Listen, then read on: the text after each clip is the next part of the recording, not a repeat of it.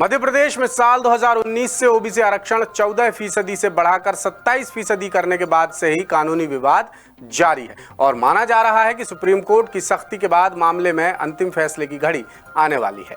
सर्वोच्च अदालत में 22 सितंबर से रोजाना नियमित सुनवाई प्रस्तावित है। इसी के चलते सभी राजनीतिक दल मिलकर ओबीसी को 27% आरक्षण दिलाने का संकल्प भी ले चुके हैं। इधर अब अनारक्षित वर्ग ने भी संयुक्त मोर्चा बना लिया है और कानूनी लड़ाई में कूद गया है।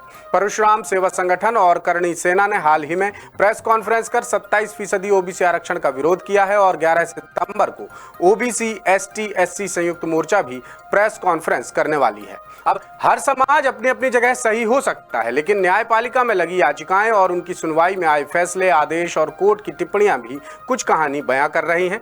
इसी बहाने दाससूत्र ने गहन पड़ताल की और देखा कि यह मामला कानूनी तौर पर आखिर कितना पेचीदा है। पड़ताल की कड़ी में हमारे हाथ कुछ अहम दस्तावेज लगे हैं जिनसे अब तक का सबसे बड़ा खुलासा हो रहा है। हमारी ये रिपोर्ट पूरी तरह तथ्यों, तर्कों और पक्के सबूतों के आधार पर है। देखिए इंदौर से हमारे विशेष संवाददाता संजय गुप्ता की ये एक्सक्लूसिव रिपोर्ट।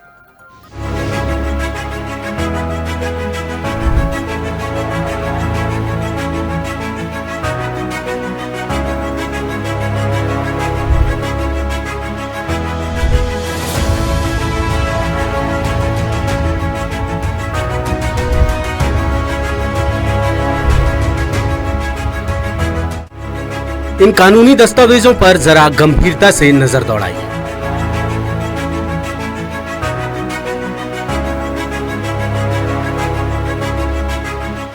ये दस्तावेज ओबीसी आरक्षण केस से जुड़े एकदम नए और चौंकाने वाले खुलासे कर रहे हैं।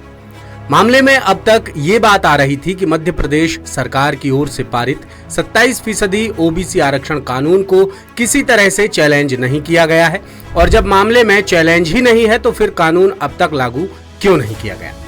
यानी हाईकोर्ट में लगी कुछ याचिकाओं में स्टे की वजह से ही कानून पर अब तक रोक है। लेकिन जब दाससूत्र ने हाईकोर्ट में लगी और सुप्रीम कोर्ट ट्रांसफर की गई याचिकाओं की पड़ताल की तो बेहद चौंकाने वाली जानकारी सामने आई। जी हां, कम से कम दर्जन भर याचिकाओं के जरिए साफ तौर पर मध्य प्रदेश लोक सेवा अनुसूचित जातियों, अनुसूचित जनजातियों और अन्य पिछड़ा वर्गों के लिए आरक्षण संशोधन अधिनियम 2019 को चुनौती दी गई है। याचिकाओं में कानून को संविधान के मौलिक अधिकार प्रावधान 14, 15, 16, 19 और 21 का उल्लंघन बताया गया है। साथ ही 27% आरक्षण को लेकर 14/8/2019 को पास कानून को अल्ट्रा वायर्स यानी शक्ति से परे घोषित करने की मांग की गई है। अब हम आपको उन तमाम याचिकाओं के नंबर और डिटेल्स बताते हैं जिनके जरिए कानून को चैलेंज किया गया है।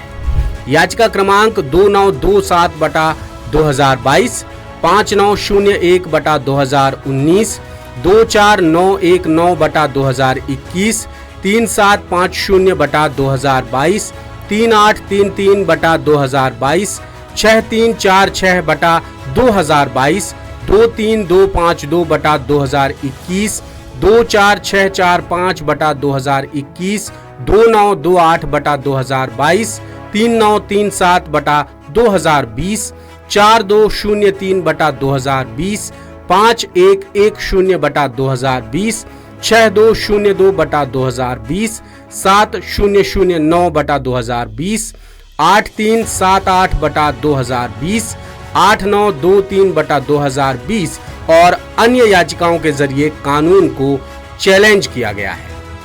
गौर करने वाली बात यह भी है कि ये याचिकाएं किसी एक परीक्षा को लेकर नहीं लगाई गई हैं, बल्कि एमपीपीएससी और एमपीईएसबी की ओर से निकाले गए अलग अलग भर्ती विज्ञापनों के खिलाफ दायर की गई हैं और ये सारे विज्ञापन सरकार की ओर से पारित कानून के मुताबिक 27% आरक्षण के तहत निकाले गए हैं। जैसे याचिका क्रमांक 2927/2022 के जरिए राज्य सेवा परीक्षा 2019 में 27% आरक्षण को चुनौती, याचिका क्रमांक 24919/2021 के जरिए हाई स्कूल टीचर्स भर्ती में कानून को चुनौती, याचिका क्रमांक 3750/2022 के जरिए साइंटिफिक ऑफिसर भर्ती परीक्षा में 27% आरक्षण को चुनौती और याचिका क्रमांक में 6346/2022 के जरिए राज्य वन सेवा और राज्य सेवा परीक्षा 2020 में कानून को चुनौती दी गई है। यानी बात सिर्फ कानून पर हाई कोर्ट की रोक की नहीं है, क्योंकि अगर सिर्फ रोक की बात होती तब भी कम उलझन वाली समस्या होती और ओबीसी वर्ग के लिए भी 27% आरक्षण पाना थोड़ा कम मुश्किल होता। लेकिन सुप्रीम कोर्ट में ट्रांसफर की गई कई याचिकाओं में मध्य प्रदेश विधानसभा से पारित कानून को संविधान के आधार पर चुनौती दी गई है, यानी इसका हल अब संविधान के दायरे में ही संभव है, जिसमें इंदिरा साहनी केस का जजमेंट भी बेहद अहम साबित होगा। इसलिए ओबीसी वर्ग को 27% आरक्षण देने के लिए सरकार और कानून को इंदिरा साहनी केस की काट निकालनी ही होगी, जो मुख्यतः तभी निकलेगा जब ओबीसी वेलफेयर कमेटी ये साबित कर सकेगी कि प्रदेश में वाकई असाधारण परिस्थितियां हैं, जिससे अधिकतम 50% आरक्षण की सीमा को पार कर 27% आरक्षण लागू किया जा सके। हालांकि मामले में अब एक नई राजनीति करवट ले चुकी है, यानी अब अनारक्षित वर्ग ने भी कानूनी लड़ाई के लिए कमर कस ली है, जिसमें अलग अलग समाजों को जोड़ा जा रहा है। साथ ही बड़े अधिवक्ताओं को सुप्रीम कोर्ट में उतारने की भी तैयारी है। कुल मिलाकर सूबे में अब अनारक्षित और ओबीसी वर्ग एक दूसरे के खिलाफ खुलकर खड़े हो चुके हैं, जिसमें ओबीसी वर्ग को राजनीतिक दलों और सरकार का साथ भी मिल रहा है, लेकिन फिलहाल सरकार की सुस्ती और ढिलाई साफ तौर पर नजर आ रही है। इस मामले में खुद सुप्रीम कोर्ट सरकार पर कड़ी टिप्पणी कर चुका है कि क्या सरकार 6 साल से सो रही थी। बहरहाल राजनीतिक पार्टियां ओबीसी वर्ग के लिए एकजुट हुई तो अनारक्षित वर्ग की एकता और ताकत भी दिखने लगी है। वो इंदिरा साहनी केस का हवाला देकर 27% ओबीसी आरक्षण का विरोध कर रहे हैं। साथ ही गिना रहे हैं कि अनारक्षित वर्ग जनरल यानी सामान्य कैटेगरी नहीं। सरकारी भर्तियों में मेरिट होल्डर्स के कई पद आरक्षित वर्ग के उम्मीदवार ले जाते हैं, जिसके जवाब में आरक्षित वर्ग का कहना है कि जनरल कैटेगरी को अलग से 10% ईडब्ल्यूएस आरक्षण मिला है।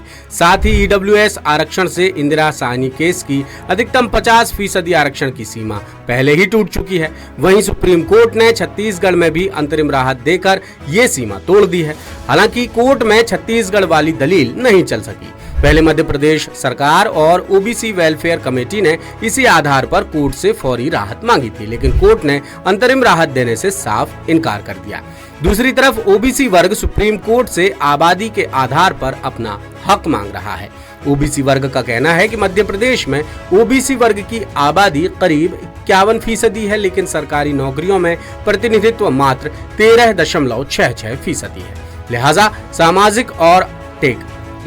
सामाजिक और आर्थिक पिछड़ेपन की वजह से ओबीसी वर्ग को आगे आने का मौका मिलना ही चाहिए, यानी 27% आरक्षण पर उनका अधिकार है। इधर 10 सूत्र की पड़ताल में हाथ लगे कानूनी दस्तावेज मामले को नया मोड़ दे रहे हैं। कुल मिलाकर अब ओबीसी आरक्षण केस का हल संविधान के दायरे में ही संभव है, यानी सब कुछ सुप्रीम कोर्ट पर ही निर्भर करेगा। लेटेस्ट, इन्वेस्टिगेटिव और इन डेप्थ खबरें देखने के लिए ज्वाइन कीजिए 10 सूत्र का व्हाट्सएप चैनल, सब्सक्राइब कीजिए यूट्यूब चैनल, लाइक कीजिए फेसबुक पेज और पढ़ते रहिए वेबसाइट www.dasutr.com।